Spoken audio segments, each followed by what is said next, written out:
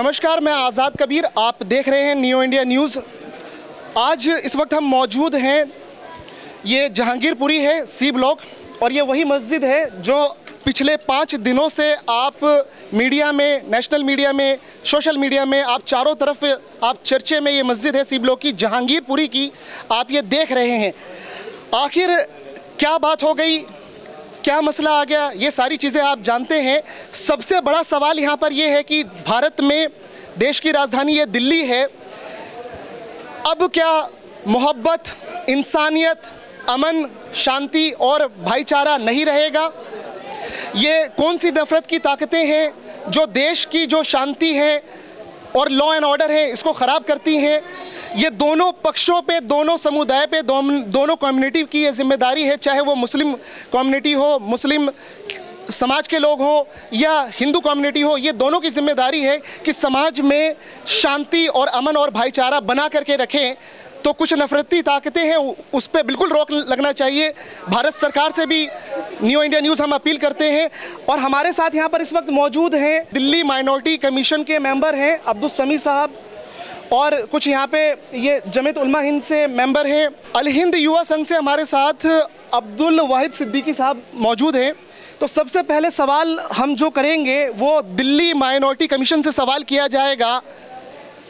Sir, पहला सवाल आपसे ये किया जाएगा कि आज 5वां दिन है जहांगीरपुरी दिल्ली, यहाँ 5 दिन हो गए, दंगे का 5वां दिन है ये। 5 दिन पहले 16 अप्रैल को ये दंगा हुआ था, सैटरडे का दिन था, शाम की बात है। तो आज माइनॉरिटी कमीशन 5वें दिन यहाँ पर, आप कैसे जगे सर? आप इतना जो लेट आए, 5वें दिन आए, इसकी वजह क्या हुई? पहले दिन आप क्यों नहीं आए? नहीं, बिल्कुल सही आपका सवाल है। एक्चुअली 5वें दिन, ये 5वां दिन आज ज़रूर है, लेकिन ये कहना कि माइनॉरिटी कमीशन आज 5वें दिन आई है, मैं आपके कैमरे के सामने आया हूँ 5वें दिन, वो एक अलग चीज़ हो सकता है। लेकिन जिस रोज़ ये हालात यहाँ के ख़राब हुए और टेलीविज़न के माध्यम से जैसे ही हम लोगों को इसके बारे में पता चला, तो फ़ौरन जो है माइनॉरिटी कमीशन के जो चेयरमैन है जाकिर खान साहब, उनसे बात की हमने, क्योंकि मैं 20 कमेटी का मेंबर भी हूँ माइनॉरिटी कमीशन का।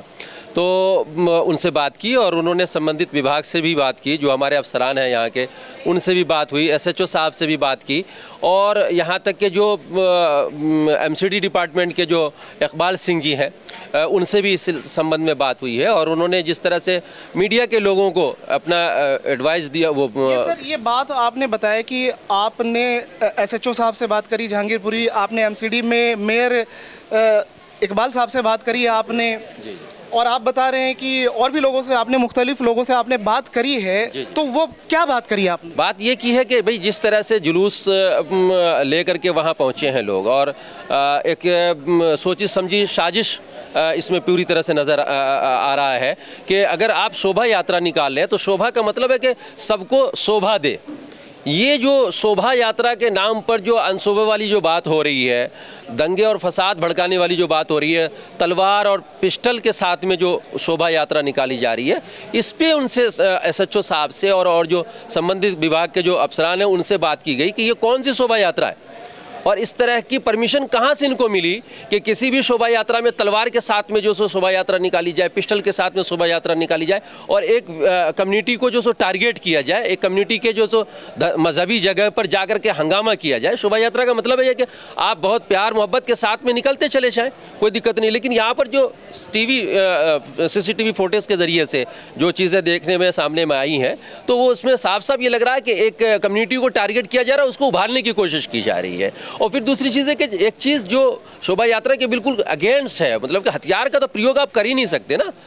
आप फूल माला के साथ में चलिए, झंडा जो आपके धर्म का है, जिस धर्म का भी शोभा यात्रा निकल रहा हो, जैसे मुहर्रम का वो है, तो ये चीज़ें हैं। तो इसके पर उनसे बातचीत की गई कि परमिशन कहाँ से मिला इनको। अब ना आप न्यू इंडिया न्यूज़ को ये बताइए कि जब शनिवार वाले दिन, सैटरडे वाले दिन, यानी 16 तारीख को, उस दिन आपकी टीम यहाँ आई थी या नहीं आई थी? हाँ, ये आई थी, यहाँ आए थे, और आने के बाद एसएचओ साहब से भी बात की थी।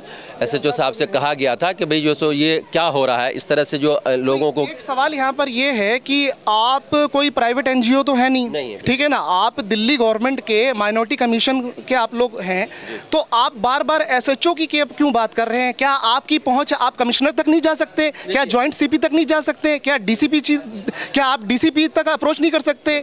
आप एसएचओ का नाम आप बार बार क्यों ले रहे हैं?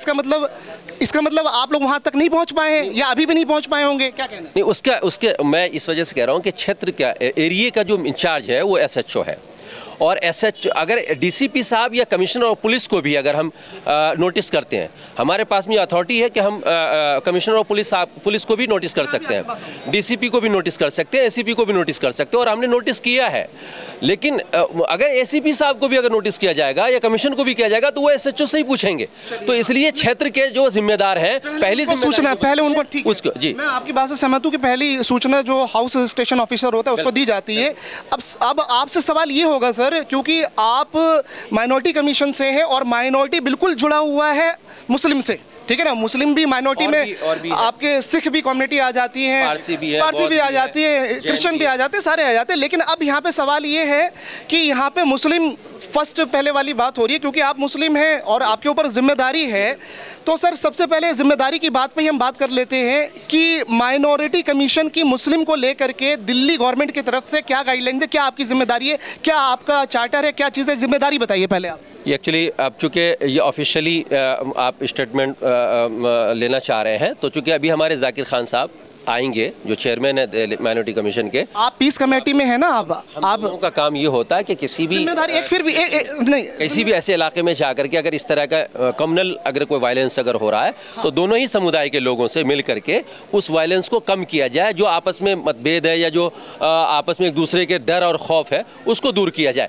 इसीलिए 3-4 रोज से हम लोगों की मेहनतें हो रही है, दोनों ही समुदाय के लोगों से बात हो रही है। यहाँ पे यही हो रहा है कि हमें तो चेयरमैन साहब आपके दिल्ली के दिखे ही नहीं सर, माइनॉरिटी कमीशन के। यहाँ पे तो बहुत कुछ हो गया, यहाँ पे तो सर बहुत कुछ हो गया। कहाँ है चेयरमैन साहब सर? नहीं, उनको आना चाहिए और नहीं आए तो वो नहीं, उनको रोज यहीं पे रहना चाहिए सर। पुलिस यहाँ पे अपना पूरा पंडाल डाल करके पूरा पुलिस यहाँ पे रोज ज्वाइंट सीपी यहाँ पे आ रहे हैं, रोज विजिट कर रहे हैं, नेशनल मीडिया पूरी पहुंची हुई है। तो इतने ये गैर लापरवाह और गैर जिम्मेदार हो गए हैं कि मुसलमानों की कोई फिक्र नहीं है उनको, क्या कहना है? नहीं, मुसलमानों के लिए ही नहीं बल्कि इसमें 6 समुदाय के लोग आते हैं, तो वो 6 के लिए बनाया गया है माइनॉरिटी कमीशन, और इसका मेन पर्पस यही है कि दूसरा सवाल ये है कि दंगा हुआ 16 तारीख को, वो तो हुआ, अपने हिंदू भाइयों के भी अपने पक्ष हैं, उनका भी पक्ष सुना जाएगा, उन्होंने भी कुछ लॉजिक दिए। लेकिन सवाल अब आपसे ये हो रहा है क्योंकि आप अभी आप एक कम्युनिटी को, मुस्लिम कम्युनिटी को आप रिप्रेजेंट करते हैं, तो यहाँ पर सवाल ये होगा कि दूसरे दिन यानी 17 तारीख को यहाँ पर, नाम मैं नहीं लूँगा, कि एक शख्स, वीडियो उनकी वायरल हुई है, आ करके वो जय श्री राम के नारे लगा करके जाते हैं, और उसके बाद से माइनॉरिटी कमीशन ने उस नारे पे आप कहीं कोर्ट में गए या आप दिल्ली पुलिस के सीपी, जॉइंट सीपी या कोर्ट में आप गए, क्यों नहीं गए आप? क्या स्टेप है आपका? नहीं, ये हमारा जो ऑफिशियली जो भी आप पूछ रहे हैं ये सब ऑफिशियली इश्यूज हैं, और इसको हम अनऑफिशियली नहीं कर सकते क्योंकि हम लोग एक फील्ड के लोग हैं। पीस कमेटी चेयरमैन साहब का क्या नाम बताया था आपने? साहब का जाकिर खान नाम है। जाकिर खान साहब से ये सारे, देखिए अगर आप जितनी सलाहियत रखते हैं जवाब देने का, आप उतना ही बोलिए, बाकी ये सारे सवाल उनसे भी पूछे जाएंगे। बिल्कुल, चूंकि ये जहाँ तक नोटिस की बात है कि अगर जो एजेंसी दिल्ली गवर्नमेंट ने बना रखी है, अगर आप काम नहीं कर पा रहे तो बंद कर दीजिए उस एजेंसी को, क्या फायदा फिर? जब मुसलमान का कोई भला हो ही नहीं सकता तो उस एजेंसी पे ताला लगा दीजिए। नहीं, बिल्कुल सही कहा आपने कि अगर हम काम नहीं कर सकते तो हमें फिर उसमें फील्ड में रहने का कोई अधिकार नहीं है, या जो क्या कहते हैं अपने आप को ये कहने की जरूरत नहीं है कि भाई हम जो है इस काम के लिए बनाए गए। मानते हैं ना इस बात को? अब आपसे ये लिया जाएगा कि अब आप जिम्मेदार हैं, पीस कमेटी के हैं, माइनॉरिटी कमीशन से हैं, दिल्ली माइनॉरिटी कमीशन से। अब आपके ऑब्जर्वेशंस क्या आपने देखा, क्या समझाइए, बताइए। यहाँ पे हमने ये देखा है कि सबसे पहली फुर्सत में तो अभी 4-5 रोज से हर आदमी अपने अपने घर के अंदर बंद है। बहुत सारे लोग ऐसे हैं, मैं समझता हूँ कि 60% लोग ऐसे हैं कि जो रोज़ का कमाना और रोज़ का खाना है उनका। अब उन लोगों की जो दुकानें बाहर लग रही थी वो दुकानें बाहर नहीं लग रही है, जो रेडी रिक्शे पे अपने सब्जी को बेच रहे थे, सामान को बेच रहे थे, जिससे अपने घर का गुजर बसर कर रहे थे, वो नहीं हो पा रहा है। तो मैं समझता हूँ कि जो हमने ये यहाँ पर देखा है, यहाँ पर कभी किसी के दिल के अंदर किसी भी तरह का कोई क्रोध नहीं है, मतलब कि किसी तरह का कोई गुस्सा नहीं है।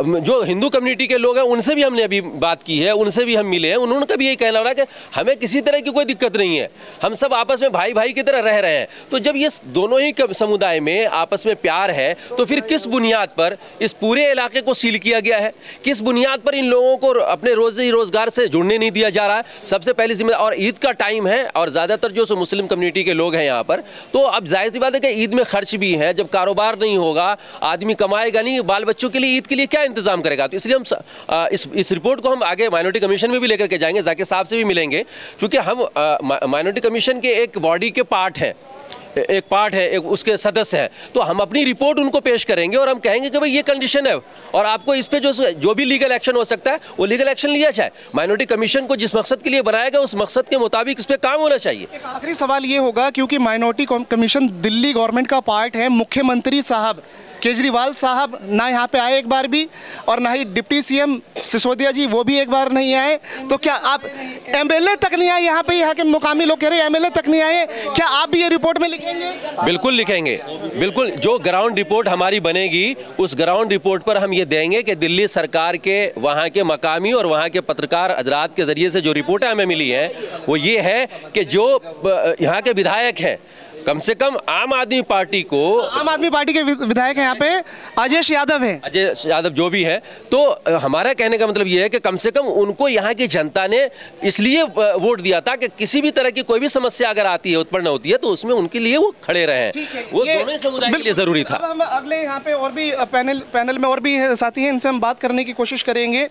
सर, आप बताइए कि आप यहाँ पर आए, आप एक युवा संगठन आप चलाते हैं मुस्लिम का, अपना इंट्रोडक्शन दीजिए पहले तो। मेरा नाम अब्दुल वाहिद सिद्दीकी है। हाँ। और अल हिंद युवा संघ एक एनजीओ है जो यूथ पे काम कर रहे हैं। हम लोग जो नौजवान जो पढ़ के जो काम नहीं कर पाते हैं, ऐसे बच्चों को हम लोग रोजगार से जोड़ते हैं कि जो कोई भी इलीगल एक्टिविटी में इन्वॉल्व ना हो, ऐसे बच्चे।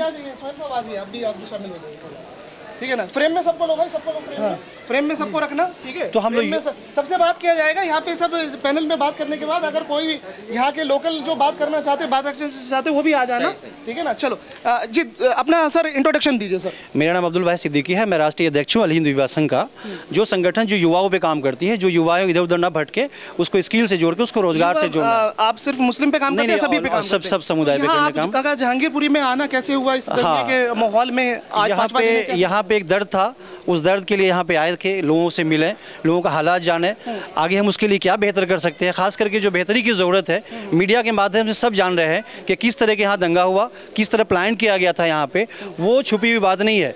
जबकि सरकार में आईपीसी की धारा में अगर 5 इंची से ऊपर का चाकू रखता है तो वो जुर्म है, लेकिन अब बड़े बड़े तलवार लेके पुलिस के सामने घूम रहे हैं। अच्छा, ये जुर्म है? पक्की बात है, आप पूरी आपकी जानकारी पक्की है? के नीचे चाकू रख सकते हैं आर्म्स एक्ट में? यस, 5 इंची से ऊपर अगर है तो वो एक जुर्म है, आर्म्स एक्ट में आता है वो। तो इस पे आप लोग आवाज़ उठा रहे हैं क्या? आवाज़ उठाना चाहिए, और तमाम जो हमारे सोशल एक्टिविस्ट हैं या जो भी हम संबंधित अधिकारी हैं उसको आवाज़ उठाना चाहिए।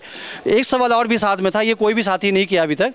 यहाँ पे सरदार का भी जुलूस निकलता है, ईसाइयों का जुलूस निकलता है, आज तक किसी भी जुलूस में, किसी भी शोभा यात्रा में दंगा नहीं होता है। आखिर हमारे जो हिंदू भाई है उन्हीं के जुलूस में क्यों दंगा होता है? इससे जाहिर है कि वो दंगा होता नहीं, खुद करते हैं आके। दूसरा यहाँ पे ये है कि सबसे बड़ा मुद्दा है यहाँ पे रोजगार का। अब रोजगार क्या है कि ईद सामने 10-12 दिन के बाद ईद है हमारा, तो ईद में बहुत सारी परेशानियाँ हैं और बेचारे का कारोबार सब बंद है। तो इसके लिए हम लोग आप कारोबार से जोड़ा जाए, मुख्य धाराओं से कैसे इनको जोड़ा जाए कि जिनसे इनका घर परिवार चल सके। बड़ी संगठन तो बहुत सारी है, जो अदर लीगल सेल है, जमीयत उलमा हिंद है और बहुत सारी एनजीओ है काम कर रही है, लेकिन हम लोग चाहते हैं कि रोजगार से कैसे इनको जोड़ा जाए, मुख्य धाराओं से कैसे जोड़ा जाए, इनकी किस तरह से हम फाइनेंशियल मदद कर सके, उस पर हम लोग उसी फिक्र से हम लोग यहाँ पे आए हुए हैं। ठीक है, बिल्कुल। आपने एक बात अभी बहुत बड़ी बात यहाँ पे उठा दी है, जिस पे क्लैरिटी हमारे जो दर्शक हैं और सभी धर्मों के लोग हैं उन तक भी ये बात जानी चाहिए। वो मैं आपसे एक सवाल करूंगा और फिर मैं दूसरे साथी के पास जाऊंगा। सवाल यहाँ पर ये है कि हिंदू पे, यानी हिंदू कम्युनिटी पे ये आरोप लग रहा है कि शोभा यात्रा में तलवार और चाकू और तमंचे वो लहराते हैं, और वो देखा भी गया है सभी तमाम सोशल मीडिया के फुटेज में, वो सारी चीज़ें, तस्वीरें वो गवाही दे भी रही है। लेकिन एक सवाल ये निकलता है, एक अकाउंटेबिलिटी की और एक जिम्मेदारी की, कि क्या मुस्लिम समाज जो है जो मुस्लिम अपने मुहर्रम में पहले कभी उनके जब शुरुआती आज से 50-60 साल पहले आप जाए तो वो है ना जो ताजिया वगैरह निकलता था वो प्रैक्टिस लाठी डंडे से होती थी। बाद में वहाँ पे कैसे मुहर्रम में तलवारें और चाकू वो कैसे वहाँ पे आ गया, तो क्या इसी से मुस्लिम के इसी काम से इसी चीज़ से सीख करके हमारे हिंदू भाइयों ने भी है ना तलवारें और चाकू लहराना शुरू कर दी? इसमें क्या कहना है, क्योंकि मुस्लिम के अंदर में भी तो ये चीज़ हो रहा है। कबीर भाई, मैं आपके चैनल के माध्यम से कह दूं मैं आपको भी कि इंक्लूड अगर करूंगा। दिल्ली की बात करें ना तो दिल्ली में बिल्कुल बैन है। एक तो ट्यूबलाइट की भी इजाज़त नहीं है मुसलमान के मुहर्रमों में। अगर हिंदू के शोभा यात्रा में तलवार तमंचे चाकू बंद होना चाहिए, तो मुस्लिम के मुहर्रम के ताजिए में भी जो है ना बैड एलिमेंट है वो बंद होने चाहिए। मैं आ रहा हूँ आपके पास। मैं एक सवाल दिल्ली की बात करें अगर, तो दिल्ली के मुहर्रम के जुलूस में एक ट्यूबलाइट की परमिशन नहीं है। अगर एक ट्यूबलाइट ले कोई बंदा जाता है तो उसे भी पुलिस छीन लेती है और रख देती है। तो तलवार और असलाह की जरूरत ही नहीं है। गलत मानते हैं ना आप गलत मानते हैं ना? है ही नहीं तो जाहिर गलत। चलिए जी, इस पे आपका क्या कहना है कि अब अगर एक सेकंड आप मुस्लिम कम्युनिटी को आप रिप्रेजेंट करते हैं, तो अगर मेरा हिंदू भाई अगर वो ये देखे कि यार है ना मुसलमान जो है वो अपने ताज़िए में अपने मुहर्रम के टाइम में वो है ना चाकू और तलवार लेकर के ना वो घूमते गली गली वो भी निकलते हैं, तो एक दहशत का माहौल क्रिएट होता है। तो वहीं से सीख करके हमने भी अपना निकाल दिया कि भाई हम भी दहशत फैलाए, हम भी दिखाएंगे अपनी ताकत। तो वहाँ तो इस पर क्या कहना है आपका? इसका मतलब ये है कि अगर कोई नंगा हो जाए तो हम भी नंगे हो जाए। ये जवाब उल्टा, ये आपको ये जान लेना चाहिए। अव्वल तो मुहर्रम जो हमारे इलाके में जहांगीरपुरी में मनाया जाता है, पुलिस ने सख्त ऑर्डर कर दिया था कि कोई भी लाठी डंडे के अलावा उसमें तलवार या हथियार का इस्तेमाल नहीं करेगा। सारे बच्चे रुक गए थे इस मुहर्रम की। मेरा सवाल ये है कि इसे आप गलत मानते हैं या नहीं मानते? कोई भी नहीं जाता ये अगर पुलिस का कहना है। लेकिन ये मेरा सवाल ये है कि पुलिस की मौजूदगी में दो मरतबा शोभा यात्रा निकल चुकी थी। शोभा यात्रा 3 बजे मुकम्मल हो चुका था। अब बताइए कि शाम के टाइम में रोज़ा इफ्तार के टाइम में मुसलमानों की गहमा गहमी इफ्तार की वजह से बढ़ जाती है। ऐसे नाजुक वक्त में एक जुलूस आता है, शोभा यात्रा हम नहीं कहेंगे, वो दंगा यात्रा थी, वो दंगा यात्रा थी। उसको दंगा यात्रा क्यों नहीं कहते आप लोग? हैं ये नहीं चलेगा। जिनके हाथ में तलवारें थी, तमंचे थे, सारे हथियार थे, वो लेस थे, और पिछड़े वाले लाइन के अंदर में उनके हाथों में पत्थरें थी। पत्थर का वार उसने किया पहले। हमारी इतनी भी गैरत ख़त्म हो गई कि अपनी बहन बेटी या अपनी मस्जिद की हम हिफाजत नहीं कर सकते, हमारे बच्चे नहीं करेंगे। अगर ये बच्चे अगर अपनी हिफाजत किए, अपने घरों की हिफाजत किए, तो ये दंगाई हो गए। इन पर NSA लगा दिया जाएगा और इनके मकानों को बुलडोज़र से उड़ा दिया जाएगा। ये इंसाफ का पैमाना अगर है तो देश तबाही में जाएगा, तबाही में। इसलिए अब इसकी जिम्मेदारी ये है कि जो भी सेकुलर हिंदू भाई हैं वो आगे आएँ। हम उन्हें बड़ा भाई कहते हैं, वो हमें बड़ा भाई बन करके दिखाएं। और ये हम आपके माध्यम से ये अपील करना चाहते हैं कि आप बड़े भाई हो तो जिम्मेदारी भी निभाओ। छोटे भाई अगर हमें अगर छोटा भाई समझते हो तो छोटे भाई के साथ वो किरदार अदा कर के भी दिखाओ। यार क्या हो गया देश में? क्या है पूरे देश के अंदर में ये जुलूस के नाम से दंगा फैलाया जाता है। हमें गालियां दी जाएंगी मस्जिद के पास आकर के, ये जुनून पैदा किया जाएगा, हमारी माँ बहनों को गाली दिया जाएगा। तो अगर कोर्ट ने आपसे ये सबूत मांग लिया कि भैया आपके मस्जिद के बाहर CCTV क्यों नहीं थी, तो फिर इसके पास आपका क्या जवाब है? आपके मस्जिद के बाहर CCTV क्यों नहीं थी? लेकिन जितने हम ये नहीं कह रहे हैं कि आपकी बात गलत हो, हम ये नहीं कह रहे हैं, हम इनकार नहीं कर रहे हैं, लेकिन अगर वो एविडेंस होता तो वो आप पेश कर सकते थे ना। नहीं, तो फुटेज है, बहुत सारे फुटेज है, जब जरूरत पड़ेगी तो दिया जाएगा। हाँ, दिया जाएगा। सर अपना नाम बताएं आप। मुझे सुहेल अहमद कासमी कहते हैं। आप किस संगठन से जुड़े हुए? मैं वैसे मजलिसुल उलमा दिल्ली और हरियाणा का सदर हूँ। उस हैसियत से मैं जमीयत उलमा या अलग है? ये मजलिसुल उलमा जो है जमात इस्लामी से रिलेशन है इसका। बताइए सर, यहाँ पे क्या आपने देखा? जिस वक्त हंगामा हुआ था 6:30 बजे के करीब, ये 16 तारीख की बात कर रहे हैं, दंगे वाले दिन? हाँ, तो 16 तारीख को जब हुआ था तो मैं ठीक यहाँ पे जो है 9 बजे हाजिर हो गया था बिरादरान वतन के साथ। लेकिन पुलिस वालों ने अंदर आने की इजाज़त कतई नहीं दी। फिर मैंने यहाँ के रफ़क़ा से मौलाना आरिफ साहब से फ़ोन पे रब्ता किया, फिर यहाँ के और दीगर अब्दुल हन्नान साहब और दीगर रफ़क़ा से जो है रब्ता किया। उन्होंने कहा कि भाई आप अगर मुतमईन हो जाएं तो ठीक है, और अगर जाना चाहें तो अपनी जिम्मेदारी पर जाएं। अगर आगे कुछ हुआ तो आप इसके ज़िम्मेदार होंगे। तो जब हमने तसल्ली कर लिया तो तसल्ली जब मिल गई है, मुतमईन हम हो गए हैं, तो फिर रात भर राब्ते में रहे। बहरहाल उसके बाद हम गए, यानी आने से रोक दिया गया। दूसरी बात, आज जो हम आए हैं तो हमने उन तमाम लोगों से मुलाकातें की हैं जिनके लोग, जिनके शौहर, जिनके बच्चे, जिनके भाई गिरफ्तार हैं। उन लोगों से आज मुलाकात करके आए हैं। लगभग कितने परिवार से मुलाकात की आपने? तकरीबन हमने 15 लोगों से मुलाकातें की हैं जो अरेस्ट हुए हैं। जी, ये अरेस्ट हुए हैं उनके घर वालों से। तो क्या बातें निकल करके आई हैं? उनके घर वालों ने कहा कि हमारे बच्चे सारे दोषी होंगे? एक नहीं, उनका तो ये कहना है कि सारे के सारे बेकसूर हैं। अपनी माँ बहनों की हिफाजत के लिए वो आगे गए हैं, और वो भी उस वक्त गए हैं जब मस्जिद पे हमला हुआ है, पथराव होना शुरू हुआ है, धक्कम धुक्का हुआ है, और झंडा फहराने की नापाक और नाजायज़ कोशिशें होने लगी हैं। उसके बाद ये बच्चे जो है गए हैं, वो भी इफ्तार का वक्त था तो ये तो इफ्तार का इंतज़ाम कर रहे थे। भाई मस्जिद की छतों पे जो है बात आई कि मस्जिद की छत से जो है पत्थरबाजी हुई है, ये तो और औरतों ने किया है। ये तो सवाल ही नहीं पैदा होता। कोई मुसलमान सोच भी नहीं सकता, दूसरे बिरादरान वतन भी नहीं सोच सकते इसको कि मस्जिद पे तो मस्जिद में तो औरतें नमाज़ पढ़ने ही नहीं जाती, अभी इफ्तार के वक्त कहाँ जाएंगी। पत्थरबाजी तो बहुत दूर की बात है। एक भी कोई ऐसा वीडियो किसी के पास नहीं है कि जिनके पास ये मिल जाए वीडियो कि औरतों ने पत्थर चलाए हैं मस्जिद की छतों से। दूसरे वहाँ की वीडियो सारी लोगों के पास मौजूद है, जिसमें हथियार हैं और तलवार हैं, सारी चीज़ें उनके यहाँ मौजूद हैं। मुस्लिम पक्ष की तरफ से सारी बातें आ रही। अब सर आपसे एक सवाल, बड़ी जिम्मेदारी वाला सवाल किया जाएगा और उसका जवाब आपको देना ही पड़ेगा।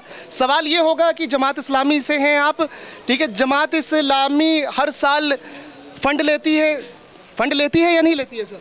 देखिए, आप कुर्बानी के बकरे, एक सेकंड सर प्लीज रोकिएगा नहीं। आप कुर्बानी के टाइम पे आप जो खाल वगैरह होते हैं इकट्ठे करते हैं और सदका ज़कात का पैसा लेते हैं, फंड लेते हैं नहीं लेते? नहीं, हम इस वक्त जो है नहीं ले रहे हैं। नहीं, कोई बात नहीं, एक सेकंड मेरा सवाल कंप्लीट हो जाए। लेकिन सुन तो लीजिए, जो लोग अपनी खुशी से उसमें देते हैं उसको हम कबूल करते हैं, और उस फंड को जो है इस जहांगीरपुरी में ही नहीं लगाते हैं कि पूरे मुल्क में जो इफ्तार किट और राशन किट के नाम से तकसीम हो रही है, इस वक्त भी आप काम करते हैं सर, वो कोई बात नहीं, हमारे पास भी रिपोर्ट है कि आप बहुत काम करते हैं। लेकिन यहाँ पे सबसे बड़ा अभी इस करंट सिचुएशन पे सवाल ये उठ रहा है कि जमीयत उलमा हिंद गई सुप्रीम कोर्ट में, जमात इस्लामी क्यों नहीं गई? जमात इस्लामी ने जो है क्यों पीछे है जमात इस्लामी? जमात इस्लामी पीछे नहीं है, उसके दूसरे रोज़ ये हाजिर हुई है और उसके 8 वकील जो है उसके लिए, उसके केस लड़ने के लिए जो है तैयार हो चुके हैं। अभी तक तो पिटिशन, अभी मीडिया रिपोर्ट्स में तो अभी जमात उलमा ही दिख रही है। बल्कि मैं ये नहीं कह रहा हूँ आप पे ही, मैं जमात इस्लामी को ही नहीं घेर रहा हूँ। ये सवाल है, बिल्कुल पूछा जाएगा, क्योंकि आप लोग जो, अब क्या बोलूँ मैं आपको कि आप लोग अब नहीं बोलना चाहिए, ठेकेदार बनते हैं। एक सेकंड, आप लोग समाज के ठेकेदार हैं सर। ठेकेदार नहीं है, जिम्मेदार हैं। चलिए जिम्मेदार नहीं, चलिए मैं ले लेता हूँ। हम लोग कौम के खादिम हैं। चलिए, खादिम में तो खिदमत कहाँ दिख रही है? खिदमत तो सुप्रीम कोर्ट कहाँ गए? नहीं, खिदमत तो मेरा अहले हदीस से भी सवाल है, मेरा अहले हदीस से भी सवाल है, जमात अहले हदीस भी, मेरा बरेलवी समाज से भी सवाल है, मेरा सभी से सवाल है। एक मिनट, सवाल का जवाब ले। मुस्लिम वकला जा रहे हैं, इनके केस लड़ रहे हैं। मैं जमात इस्लामी की बात कर रहा हूँ, सब लड़ रहे हैं। दूसरे यहाँ भी मतलब जो है पूरी उनकी एआनत और ताउन के ताल्लुक से हम लोग खुद आए हैं कि किसी भी तरीके की जरूरत, वो रिपोर्ट दे दीजिएगा कि आप लोग कोर्ट, हाई कोर्ट या सुप्रीम कोर्ट में आप लोग वो आप हमें दे दीजिएगा। ये ऑन रिकॉर्ड ये बात है ना सुहेल कासमी साहब की, हम दर्ज करते हैं कि ये सुप्रीम कोर्ट जमात इस्लामी जाएगी या हाई कोर्ट जाएगी? ये हाई कोर्ट जाएगी। हम आज ही आपको शाम को रिपोर्ट देते हैं आपको। चलिए इंशाअल्लाह। अब ये जमात उलमा हिंद से है। जी बताइए। मैं ये कहना चाहता हूँ, आप जितने भी हमारी मुस्लिम तंजीमें हैं, आप उसकी तरफ से क्वेश्चन मार्क कर रहे हैं, ये बहुत अच्छा।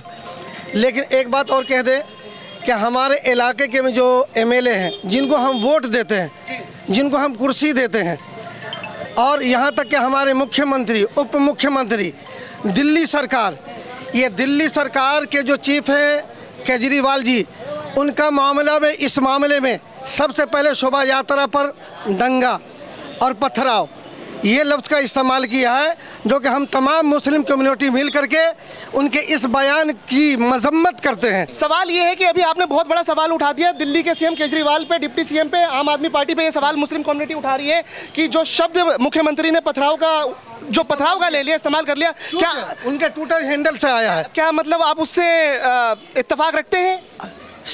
इत्तेफाक ही नहीं रखते। असहमति के अलावा हम उनके इस बयान की सख्त अल्फाज में मजम्मत करते हैं। मजम्मत यानी निंदा करते हैं। निंदा करते हैं। हाँ, सही कह रहे हैं। हाँ बिल्कुल निंदा कर, जी जी जी बिल्कुल बिल्कुल निंदा करते हैं। जी जी निंदा करते हैं ऐसे मुख्यमंत्री का। ये नालायक मुख्यमंत्री है इस दिल्ली का। और मैं निंदा की एक बड़ी वजह मुस्लिम कम्युनिटी से सीएम केजरीवाल की निंदा की एक बड़ी वजह, आम आदमी पार्टी की निंदा की एक बड़ी वजह। अच्छा अब हम चले। ठीक, निंदा की वजह यह है कि अभी आपने सुना मौलाना आरिफ साहब से, और जो जहांगीरपुरी के हालात हुए, और जहांगीरपुरी से पहले जमुना पार का मामला हुआ, दिल्ली का हुआ। मैं तो पूरी मुस्लिम कम्युनिटी तो ये पूरे भारत में ही हो रहा है, एमपी भी है, राजस्थान भी है, बंगाल दिल्ली की बात कर, मैं अभी दिल्ली की बात कर रहा हूँ कि मैं माइनॉरिटीज से नहीं, मुस्लिमी कम्युनिटी से नहीं, पूरी माइनॉरिटीज से ये कह रहे हैं कि इस पे सोचना पड़ेगा कि जो आदमी क्या कहते हैं कि धरना प्रदर्शन अनशन जिसका पेशा था, आज उसकी दिल्ली में इस तरह का मामला हो रहा है। दो कम्युनिटी के लोग आपस में उलझ रहे हैं, जिनको उलझा जा रहा है, टारगेट पे लिया जा रहा है। उसका दिल्ली का सीएम जो अपने आप को रखवाला चौकीदार कहता है, उसको इस बात की खबर तक नहीं, उसकी बात का मामला नहीं, उस इलाके में जाता नहीं, वहाँ उसका विधायक है, उसकी कोई खैर खबर नहीं लेता। तो मैं तो तमाम मुस्लिम कम्युनिटी के लोगों से इस बात को कहता हूँ, और जो हमारे अकाबिरीन है, रहबरान है यहाँ पे बैठे हुए हैं, उनसे मैं कहता हूँ कि इस बात के लिए दिल्ली में तहरीक छेड़ी जाए कि केजरीवाल जैसा गंदा लोग और उसकी पार्टी के लोग दिल्ली में ना आए। उसके लिए सोचना पड़ेगा। आप बाइकाट कर रहे हैं? बिल्कुल बिल्कुल बाइकाट एक सवाल और नहीं। ये जो दिल्ली के सीएम केजरीवाल और डिप्टी सीएम मुस्लिम समाज का दर्द बांटने नहीं आए, ये शिकायत है। बल्कि उसने दर्द दिया है, दर्द बांटने की बात तो दूर है, उसने दर्द दिया है, दर्द दे दिया। तो वोट में आप लोग सबक सिखाएंगे क्या? बिल्कुल सबक सिखाएंगे। उस दर्द को हम लोग भूल नहीं सकते, नहीं भूलेंगे, नहीं भूलेंगे। इस दर्द को लेकर के हम अपने भाइयों, इस दर्द को लेकर के हम अपने भाइयों के पास, अपने समाज में, अपने कौम में, विचार में, समाज के अंदर जाएंगे और इस दर्द को रखेंगे कि आज दिल्ली का मुख्यमंत्री था, उसके पास एक बहाना है, हमारे पास लैंडलॉर्ड नहीं, पुलिस नहीं है, हमारे पास ये दिक्कत है। आप दिल्ली के सीएम हैं, आपकी दिल्ली में इस तरह का दंगा हो रहा है, मस्जिद के गेटों को तोड़ा जा रहा है, आप कहाँ सो रहे हैं? आपका क्षेत्रीय विधायक है, वो कहाँ है, सोया हुआ है? आपको चुन के इसलिए लोगों ने नहीं भेजा, इसलिए वोट नहीं किया आपके लिए जनता ने, कि आप सोए रहे और हमारे साथ हमारे आपस का पड़ोस का माहौल बिगड़ता रहे। ऐसा सीएम, ऐसा मुख्यमंत्री, ऐसा विधायक हमें नहीं चाहिए।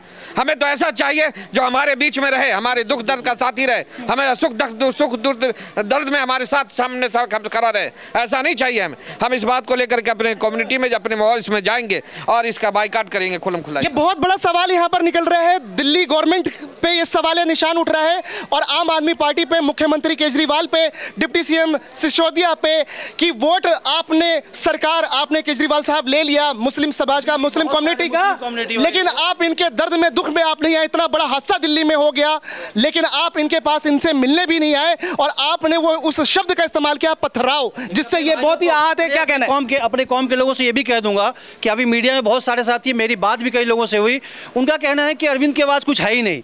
अरे ये मुख्यमंत्री है, चीफ मिनिस्टर है दिल्ली का, और इसके मुंह में दही जमा हुआ है कि एक लफ्ज बोल नहीं सकता है, एक बार आके यहाँ पे लोगों को ढांढस नहीं दे सकता है कि भाई हम आपके साथ हैं।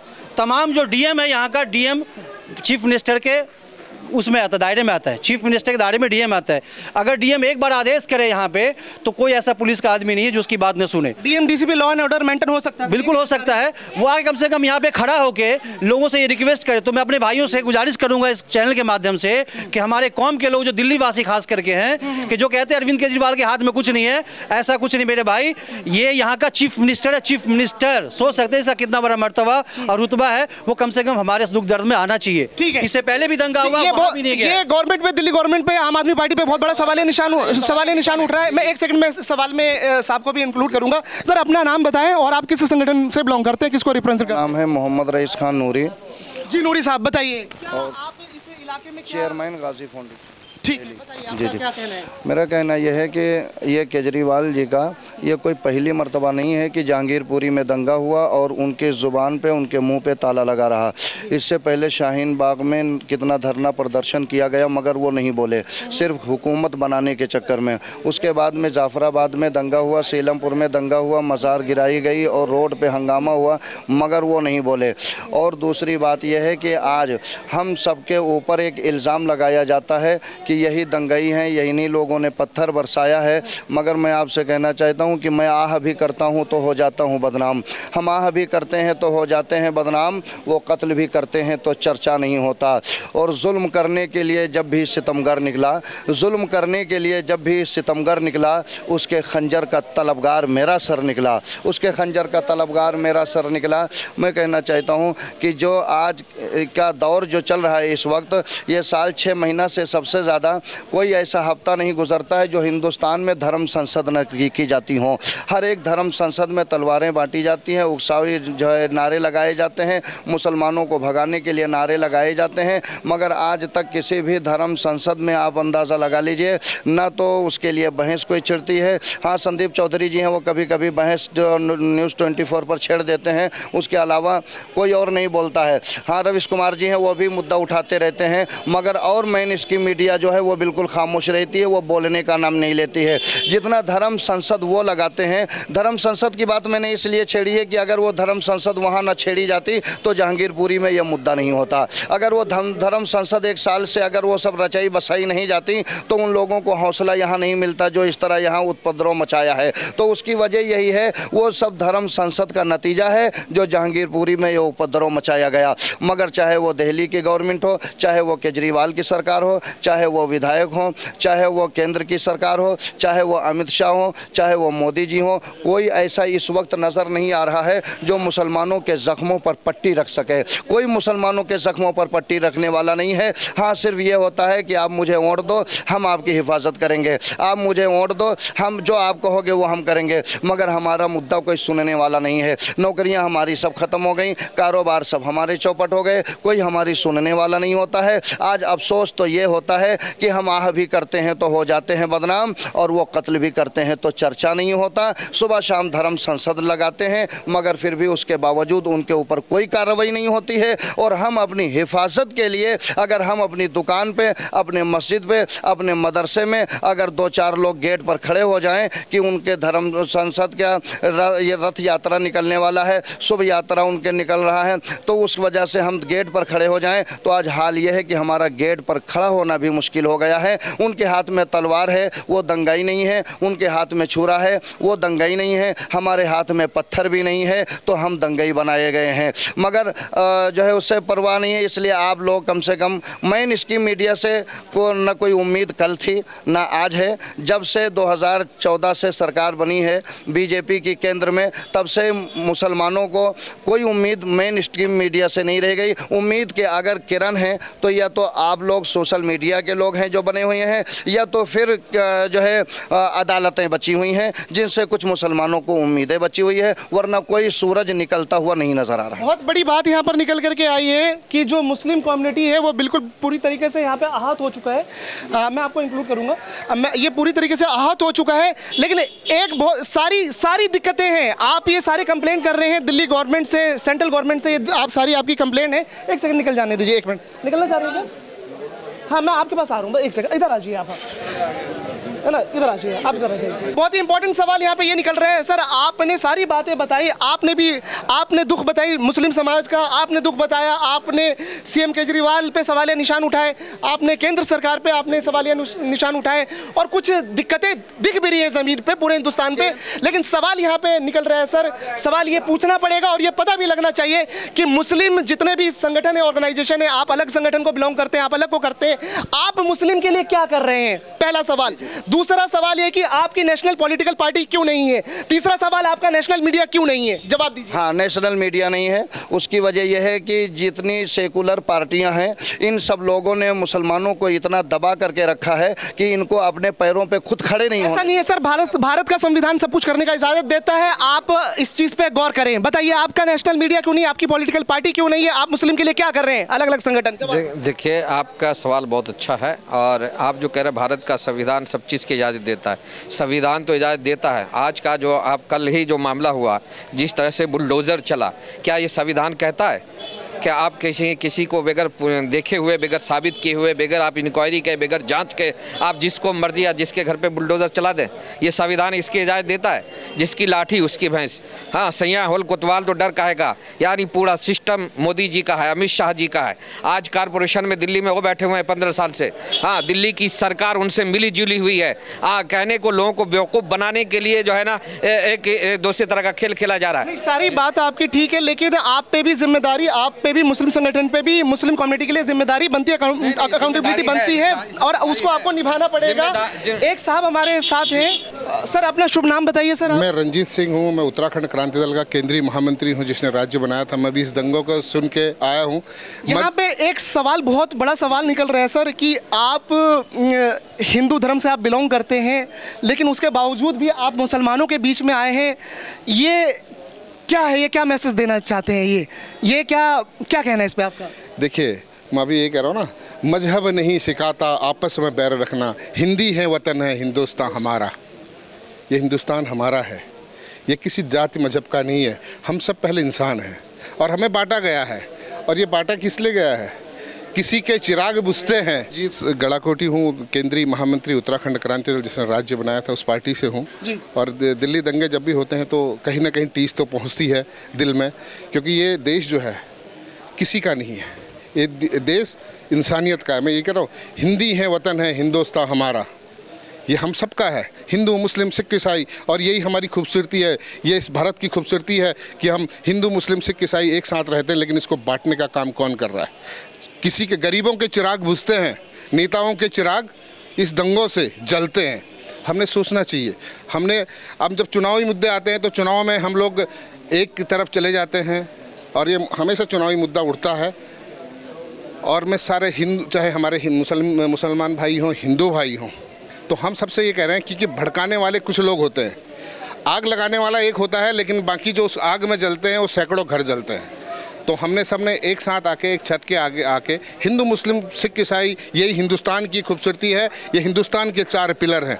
इन पिलरों को हमने मजबूत करना है और इनको हमने, ठीक है, धर्म जाति कोई किसी को मानता है, सबका अपना मजहब है, सबको अधिकार है। एक संविधान, एक विधान अगर है तो सबके लिए एक साथ होना चाहिए। हिंदू के लिए भी होना चाहिए, मुसलमान के लिए भी होना चाहिए, सिख के लिए भी, ईसाई के लिए भी। सबके लिए एक संविधान है, सब एक संविधान के उसमें अगर किसी ने दोषी, चाहे वो किसी भी पक्ष का हो, जिसने जो दोषी है उनकी सज़ा मिलनी चाहिए। लेकिन आम जनता जिसका कुछ उससे कुछ लेना देना नहीं है, उनके साथ अन्याय ना हो। बिल्कुल, यहाँ पे बहुत बड़ी बात यहाँ पर निकल करके आ रही है कि जो दोषी है, अपराधी है, अपराध करने वाला और अपराधी किसी भी धर्म का नहीं होता है, किसी का नहीं होता है। उसको सज़ा मिलनी चाहिए, चाहे वो किसी भी धर्म का उसने नाम अगर अपने साथ लगा रखा हो। और एक सबसे बड़ी बात यह है, आज एक ऐसा लग रहा है कि भारत में अभी भी लोकतंत्र और संविधान बाकी है। आज पता लग रहा है कि ये हमारे भाई, ये जो आए हैं, हिंदू हैं, तिलक लगा रखा है, तो ये एक मैसेज देना चाह रहे हैं कि हम देश नहीं मिटने देंगे और आज भी मोहब्बत, अमन, शांति और भाईचारा कायम रहेगा। ये इसकी मिसाल ये हिंदू समाज के ये भाई, ये नौजवान, ये यहाँ पे आकर के सी ब्लॉक में, मेन गढ़ में आकर के, ये यहाँ पर ये बीच में आकर के सबका दुख दर्द बांटने आए हैं। तो सीखो नफरतियों, सीखो नफरती लोगों, जो नफरत फैलाते हो, भारत की शांति खत्म करते हो, इनसे सीखो। चाहे वो मुसलमान हो, चाहे हिंदू हो। देश में, देश की जनता जो है, जो भारत में अमन और शांति से रहना चाहती है, वो बिल्कुल भी देश की जनता देश को मिटने नहीं देगी। हम देश नहीं मिटने देंगे। क्या कहना है आपका इस पे? बहुत अच्छी बात कहा भाई ने। और आप जो कह रहे हैं कि किसी 2% 4% लोगों से देश हमारा टूटेगा नहीं, बटेगा नहीं, टूटेगा नहीं। किसी ने क्या कहा? दिलकश है, प्यारा है मेरा ये वतन, दिलकश है, प्यारा है मेरा ये वतन, जान से प्यारा है मेरा ये वतन। हिंदू है शान इसकी, मुस्लिम है जान इसकी, सिख है आन इसकी, ईसाई है पहचान इसकी। दिलकश है, प्यारा है मेरा ये वतन, जान से प्यारा है ये मेरा वतन। इस देश के लिए, इस वतन के लिए हम किसी भी कुर्बानी को दे सकते हैं, कहीं भी जा सकते हैं, किसी भी हद तक जा सकते हैं। कुछ % लोग इस तरह का मामला करते हैं, हमारे भाईचारे को, स्वार्थ को बिगाड़ना चाहते हैं, लेकिन उसको हम बिगड़ने नहीं देंगे। सब मिलकर के, हर कम्युनिटी के लोग मिलकर के, कंधे से कंधा मिला करके इसको दूर करेंगे, जैसा कि भाई हमारे अभी हैं यहाँ पर। हम देश नहीं मिटने देंगे। एक सवाल, आखिरी सवाल सर आपसे जरूर होगा कि ये देश में, पूरे भारत में, चाहे वो दिल्ली हो या पूरे भारत में, हम शांति अमन, प्यार, मोहब्बत, भाईचारा कैसे बनाया जा सकता है। ये जो एक कल्चर शुरू हो गया है, मैं ये नहीं कह रहा कि शोभा यात्रा जो जुलूस में तलवारें, चाकू या कट्टे, तमंचे वो भी बैन होने चाहिए, और मुसलमानों के, मुस्लिम्स के जो ताज़िए में, जो मुहर्रम में जो बैड एलिमेंट लोग जो तलवारें लहराते हैं वो भी बैन होने चाहिए।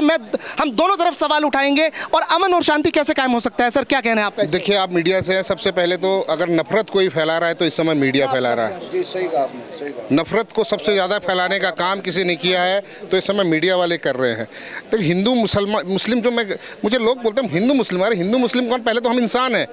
इस देश की आज़ादी के लिए जितना हिंदुओं ने काम किया उतना मुसलमानों ने काम किया, और ये हमारी यही तो खूबसूरती है इस हिंदुस्तान की कि बंगाल से लेके सबकी भाषाएं अलग, बोली अलग, हिंदू, मुस्लिम, सिख, ईसाई, लेकिन उसके साथ भी हमारा हिंदुस्तान एक है। तो हमने अभी एक बच्चे को, छोटे बच्चे को क्या पता मैं हिंदू हूँ, मुसलमान हूँ, सिख हूँ, ईसाई हूँ? ये तो हम लोगों ने इनमें भर रखा है। तू हिंदू है तो मुसलमान है, तूने टोपी रख ली तो मुसलमान हो गया, तूने तिलक लगा लिया तो हिंदू हो गया, इसने पगड़ी बांध दी तो सरदार हो गया। ये हम लोगों ने किया, इसको तोड़ना चाहिए। और हम सब ने, ये आम जनता, और ये मैं राजनीतिक जितने भी लोग हैं, मैं राजनीति से खुद आता हूँ, लेकिन राजनीतिक लोग हमेशा, उनको जब भी चुनाव आते हैं इस ढंग के दंगे होते रहेंगे। ये इन्होंने एक सिद्धांत कर दिया है, जब भी कोई चुनाव आएंगे कि देश में तो ये दंगे होंगे, दंगों से इनकी सरकारें चल रही है। शांति के लिए जनता को ही ध्यान देना पड़ेगा। शांति के लिए हमको शांति देखिए, आज कौन इसका सब्र कर, आज कई लोगों की दुकानें टूट गए हैं, कौन कर रहा है? किसी नेता की टूटी है या आम जनता की, आम गरीब लोगों की? बहुत बड़ी बात है गरीबों की। एक आखिरी सवाल कि शांति है ना, कैसे बना रहे, शांति कैसे देश में बना रहे, क्या कहना है इसके लिए? दोनों पार्टी को, हिंदू मुसलमान सभी को सोचना पड़ेगा कि लगेगी आग तो आएंगे घर कई इज्जत में। यहाँ पे हमारा खाली मकान थोड़ी है, तो जब भी कोई दंगा होगा तो चोट दोनों को पहुँचेगी, नुकसान दोनों को पहुँचेगा। ये और बात है, कभी कहीं ज़्यादा किसी को पहुँच गया, कभी कहीं किसी को ज़्यादा पहुँच गया, मगर नुकसान दोनों का होना है। इसलिए मैं चाहता हूँ कि आप जैसे मीडिया वाले जो हैं, ये कम से कम हिंदुस्तान का संविधान के लिए कोशिश कर रहे हैं। वरना आज तक की न्यूज़ एंकर को आपने देखा था, कल जब बुलडोज़र चल रहा था तो बुलडोज़र के ऊपर चढ़ गई थी और तोड़वा रही थी। सवाल पूछने के बजाय वो बुलडोज़र ऐसा लग रहा है कि जैसे ड्राइवर वो खुद है। ऐसे ऐसे तो जब एंकर पैदा हो जाएंगे कि बुलडोज़र वो खुद चलाने लगेंगे, वो माइक नहीं थामेंगे, बुलडोज़र के जो है स्टीयरिंग थाम लेंगे, तो ऐसे सूरत में आप सोच लो कि हिंदुस्तान का क्या होगा। बस आप लोग सलामत रहें। आप लोग मीडिया वाले, सोशल मीडिया वाले इतनी मेहनत करते हैं, कोशिश करते हैं, आप लोगों की वजह से हिंदुस्तान का लास्ट में शो को कंक्लूड करेंगे। लास्ट में देश के हमारे माननीय प्रधानमंत्री जी से मुस्लिम समाज की क्या गुहार है, क्या रिक्वेस्ट करना चाहेंगे लास्ट में? देश को बचा लें मोदी जी। देश हमारा किस दिशा में जा रहा है उसकी तरफ ध्यान दें, अपने मौन धारण को तोड़ दें जी, चुप्पी को तोड़े। बहुत बड़ी बात यहाँ से निकल रही है कि देश के प्रधानमंत्री माननीय मोदी जी, भारत के आप प्रधानमंत्री हैं, आप चुप्पी तोड़िए और कुछ बोलिए। और ये नियो इंडिया न्यूज़ का ये शो था, हम देश नहीं मिटने देंगे, हम देश नहीं मिटने देंगे। वीडियो जर्नलिस्ट मोहम्मद अली के साथ मैं आज़ाद कबीर, नियो इंडिया न्यूज़।